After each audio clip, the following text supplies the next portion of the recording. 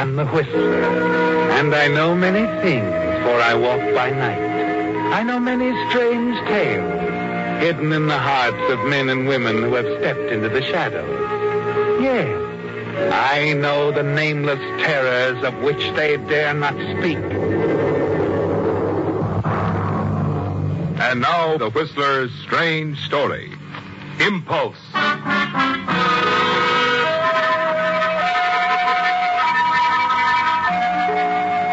The crowd in the waiting room of the New York airport hardly noticed the small, slender man in the trench coat standing near the magazine counter. The few who gave him a passing glance certainly had no way of guessing what was going through his mind at the moment, for his face betrayed no sign of the struggle that raged within him.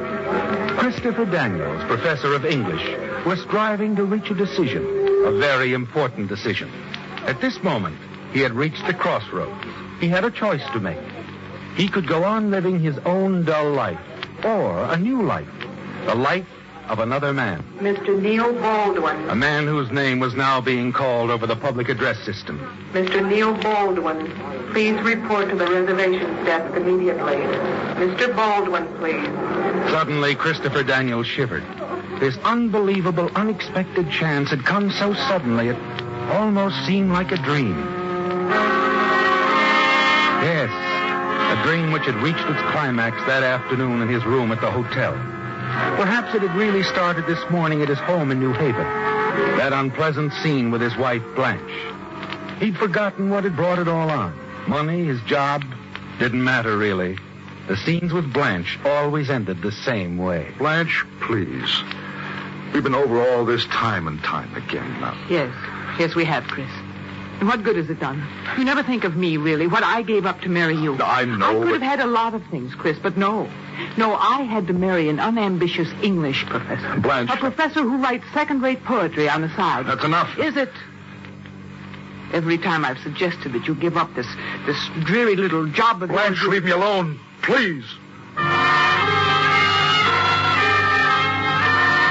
Yes, Chris. Perhaps it was then the bad dream had started. That unpleasant scene with Blanche. Like so many that had gone on before. Scenes that left you empty, miserable, sitting in your study oblivious to everything except the vague wish you usually had at times like this, that things would somehow straighten themselves out. You hadn't heard the doorbell.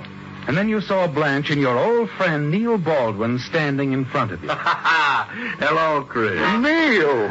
This is a surprise. How are you? Fine. Well, it's good to see you again, Neil. Sit down. Come on, sit down. Thank you, but just for a few minutes. Well, let me see now. I haven't seen you since the class reunion, have I? No, I guess you haven't. What are you doing down here in New Haven, Neil? What's wrong with New Haven? Nothing. Chris thinks it's the world's most fascinating metropolis. Oh, Blanche. Actually, we've practically been neighbors for quite a while. Oh. I've been working back and forth between here and Boston for an investment house. And in fact, I had an apartment just a few blocks away. I forgot to tell you, Chris, I ran into Neil about 6 months ago on the street. I told him we'd both love a visit with him. Well, you should have known that anyway. Chris, I did. It wasn't that I didn't want to see you. I've been busy. Now I'm just stopping in to say goodbye. Goodbye? Yeah. I haven't seen you in nearly a year, and you're saying goodbye? Where are you going? Well, New York right now, and then South America. South America? Oh, that's wonderful, Neil. Business trip? No, Chris. No, I guess my business days are over. I had a talk with my doctor last month, and it's either take it easy or else. So, I'm going to take what little money I've saved, go down to South America where I don't know a soul, and loaf the rest of my life. Well, I'm sorry to hear about your health, Neil, but the trip sounds wonderful. When are you leaving? Plane leaves late this afternoon. No. A sudden impulse, wasn't it, Chris? Perhaps you hoped that would straighten things out between you and Blanche.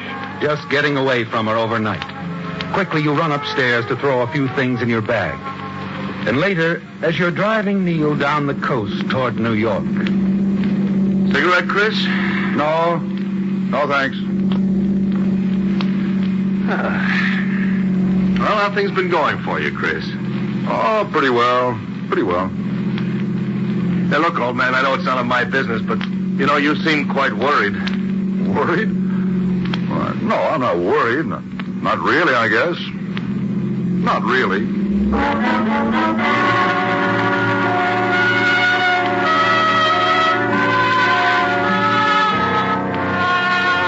can't very well tell Neil the truth, can you, Chris? Tell him that you and Blanche are unhappy. That you haven't done anything about it because you're sure she needs you. No, you can't tell Neil you'd like to call it off. Because you hardly dare tell yourself. Later, after you park your car in the garage and check in at the New York hotel, you leave Neil stretched out comfortably on your bed, cigarette smoke curling from his nostrils. You go on to the quaint little restaurant in the village. But that doesn't seem to help. You sit there, hardly touching the food or the wine. Finally, you leave, drive back to the hotel, park your car, and start down the block with Neil's briefcase tucked under your arm. It isn't until you're almost to the hotel entrance you notice the white ambulance driving away, the excited crowd milling about, the policeman keeping them back. Here. Where are you going? Oh, to my room. What's the matter, officer? There's been a fire upstairs in the hotel. A fire? Where was it? 7th floor. The 7th floor? That's right. Lieutenant said a man went to sleep while smoking in bed. He's dead. All right, folks. Now, let's clear the entrance. Come on. Smoking in bed, and he's dead? Officer? Huh? Who was it? Huh? Well, who was he? The man who... Oh, well, the clerk said it was a man named Daniels. Christopher Daniels. Just checked in a couple of hours ago. It's a terrible shock, isn't it, Chris?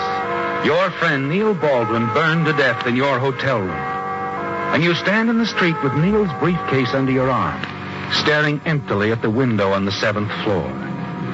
They all think you are dead, don't they, Chris? Yes. Christopher Daniels no longer exists.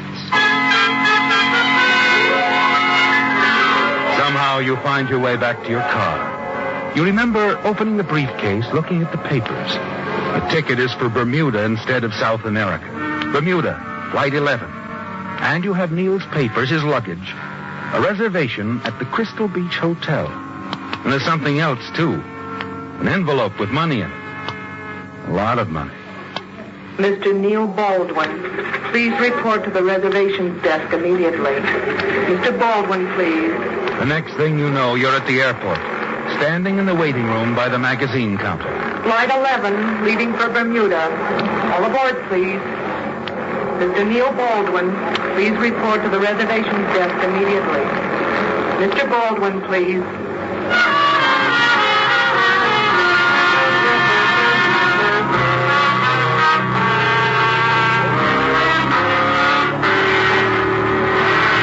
Name, please. Your name, sir? What? Your name, please. Baldwin. Neil Baldwin.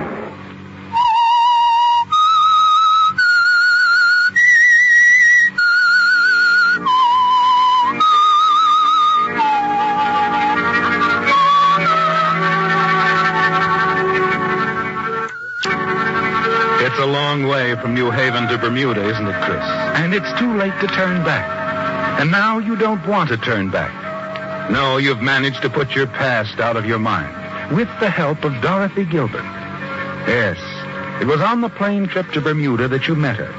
And the two of you hit it off right from the start. You sensed instinctively that the two of you had a lot in common. You felt a pleasant glow, and she smiled. Finally, there's the arrival itself. The beautiful green island of Bermuda, looming up in a turquoise sea. You check in at the Crystal Beach Hotel, register as Neil Baldwin. And later, in one of the quaint horse-drawn surreys, you ride over to Belmont Manor, where Dorothy is staying. You're excited, aren't you, Chris? Like a schoolboy on his first date. Hi. I didn't expect to see you so soon. I couldn't wait, Dorothy. You ready? All right, I'd love to. Then come along. My carriage awaits without.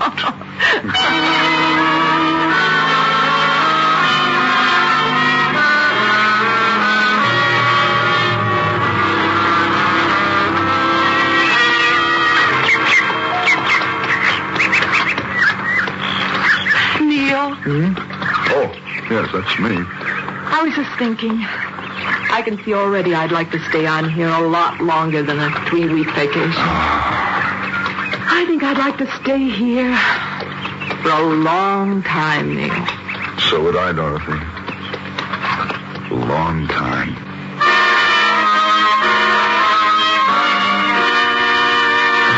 It was like a faint discord. A cloud passing over the sun when she called you Neil, wasn't it, Chris? It seemed so unnatural. It made you realize you were really Chris Daniels from New Haven, an English professor with a wife named Blanche. Yes, for a moment, Blanche is back in your mind, but it's only for a moment. She fades out again, and you're busy showing Dorothy Crystal Beach, the pink sands, making plans for the future. That evening, you're dancing at the Ace of Clubs.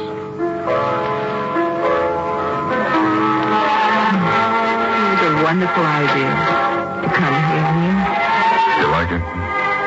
Really? Mm-hmm. Love it. Why didn't you tell me you danced like this? I guess I didn't know I could.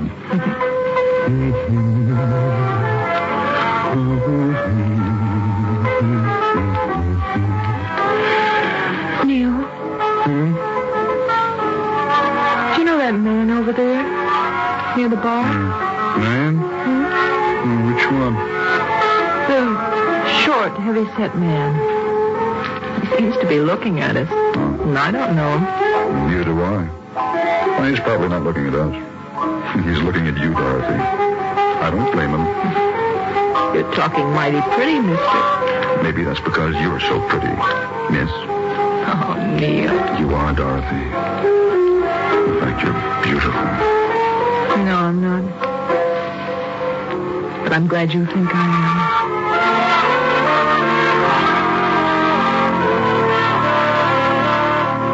Well, Chris, there's no doubt in your mind about what's happening to you and Dorothy, is there? It's all very simple.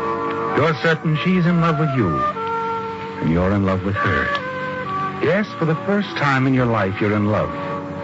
But the cloud's over the sun again. This time it won't go away. This whole thing is unfair, isn't it? Unfair to Dorothy. Unfair to Blanche. Now you've got to make another decision. You're still thinking about it as you take Dorothy back to Belmont Manor and return to your hotel. Then as you walk into the lobby, the desk clerk gives you something else to think about. Mr. Baldwin. Yes, what is it? A message for you, sir. Came while you were out. A message? Telephone call from New York. I took it myself. It was from your wife, Mrs. Baldwin. Said to expect her sometime within the next few days. You hadn't counted on anything like this, had you, Chris? Neil had never mentioned his wife to you. You had no idea he was married, but you're not too surprised. Neil was always close-mouthed, seldom talking about himself. Yet it does seem strange he didn't mention his wife, doesn't it? But now it's past wondering about. Neil is dead, and you're using his name. And Mrs. Baldwin will be arriving in a few days. You're trembling as you turn away from the desk clerk and start for the stairs. And then... Oh, Mr. Baldwin, one more thing. Yes? I almost forgot to tell you. There was a man here early in the evening asking about you. Oh, well, what did he want? Well, he didn't say. I thought you'd gone over to the Ace of Clubs, so What did he look like? Oh, wore a blue suit, rather short, heavy-set man, as I remember. Yes, Chris. It's the short man again. The man who was staring at you tonight when you were dancing with Dorothy at the Ace of Clubs. You're certain he's following you, aren't you? Perhaps he's from the police. And you wonder if he knows the truth about you. You hurry up to your room. There's little sleep for you that night. Pressure is building, isn't it, Chris? And the strain on you begins to show the next evening at dinner. Neil, what's the matter? The matter? Nothing, Dorothy. Yes, there is. All evening you've been acting so strangely. You look worried. What is it, Neil? Dorothy, you'll have to trust me. Although you've no reason to, I must admit. I do trust you, Neil, and I've got a good reason to. Being in love with you is a good reason. Let's get out of here, Dorothy. All right. Neil, there's that short man again at the table near the wall. He seems to be... Don't look around, Dorothy. Just keep walking. Yes, Neil, of course.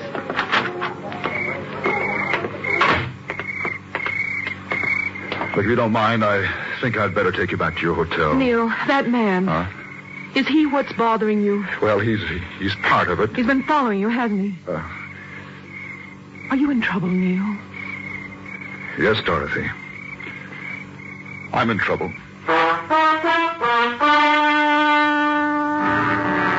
You take Dorothy back to the Belmont Manor and leave her with that hurt, puzzled look in her eyes. The look you'd give anything to smooth away.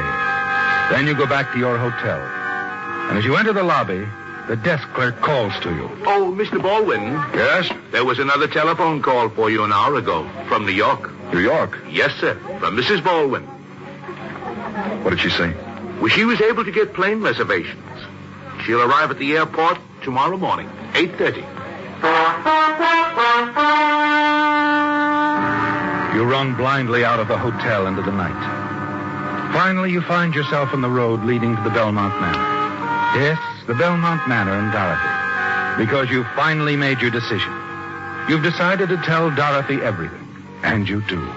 Your life with Blanche, your unhappiness, the madness that seized you when you discovered Neil was dead and that everyone thought it was you. How you struggled with your conscience and how your conscience finally won. Yes, you pour out the whole agonizing story to Dorothy there on the beach. And the sun has come up before you finish. Chris. I like the name much better than Neil. It suits you more, darling. I'm going back to Blanche, Dorothy. I should have known I couldn't leave her. I know. You're just not built that way. I guess that's why I feel as I do toward you. It isn't that I want to. It's just that... Well, I know she needs me. Of course she does. And don't worry about it. Well... Just remember how nice everything was for a little while. Things we want, we just can't have. Why did I have to hurt you, though? You didn't hurt me, Chris.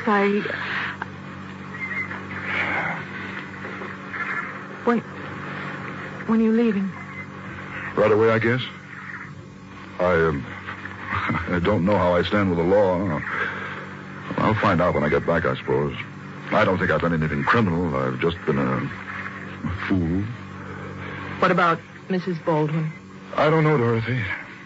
When I get back to my room, I'll write her a letter telling what's happened and leave Neil's money and papers with it for her. It's not exactly the brave thing to do, I suppose, but I just can't face her. Well, Chris, I guess you better be going. Yes. Dorothy, I can't ask you to forget or forgive. Too much has happened, I know, but I hope that, well, time... Yes. Time will help a lot, Chris. It always does with everyone. And someday, who knows, perhaps things will be different. Oh, Dorothy, I do love you, Dorothy. I always will. I know you do. Goodbye, darling.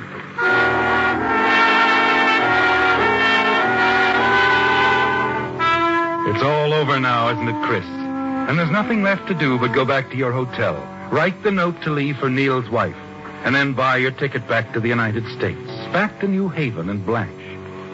But it's not as easy as it sounds, is it? Writing the letter to Mrs. Baldwin is not easy. There's a lot of explaining to do. You're so engrossed in the letter that you don't hear the door behind you close softly. You don't see the short, heavy-set man walk silently across the room and stand looking over your shoulder. Hello. Huh? What are you writing, a confession? Who are you? What do you want? I'm Jim Mason, private detective, and I think you know what I want. You and I are going to have a nice long talk, brother, because right now you're looking an awful lot of trouble right in the eye.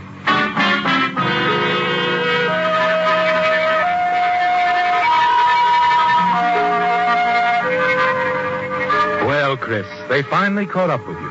Your little adventure is at an end. Your first decision to use Neil's name, run away from home, was a bad one, wasn't it? And your second decision to go back. Looks like you made that one a little too late. Because now no one will ever believe you really were going back. There's only one thing to do. One thing you know how to do. And that's to tell Mason the whole story just as you told it to Dorothy. And that's what you do. You give Mason the whole story. It's sort of a wild tale, ain't it, mister? I know it must sound so, but... You can prove you're not Neil Baldwin? Oh, yes, of course I Well, can. then you're a lucky guy. Lucky? That dough Baldwin had, that $12,000 he told you he saved up to retire on? Yeah? He embezzled that from the company he worked for. They sent me down here after him.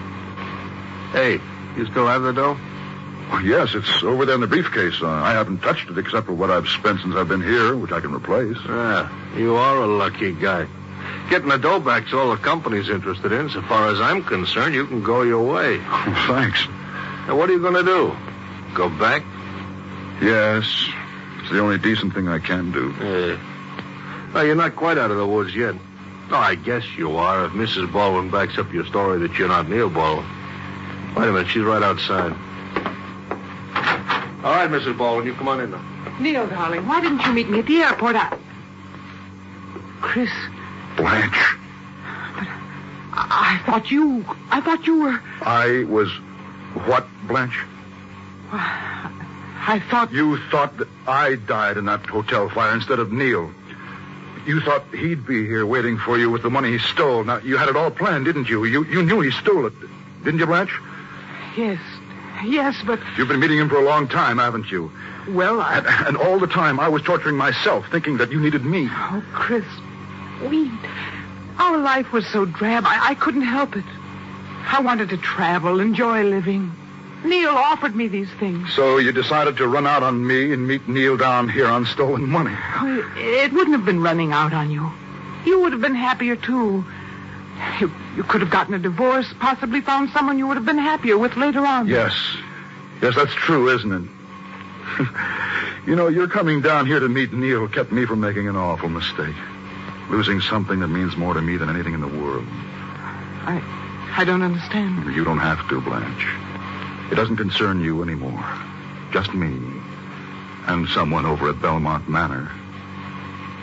I'm going over there right now.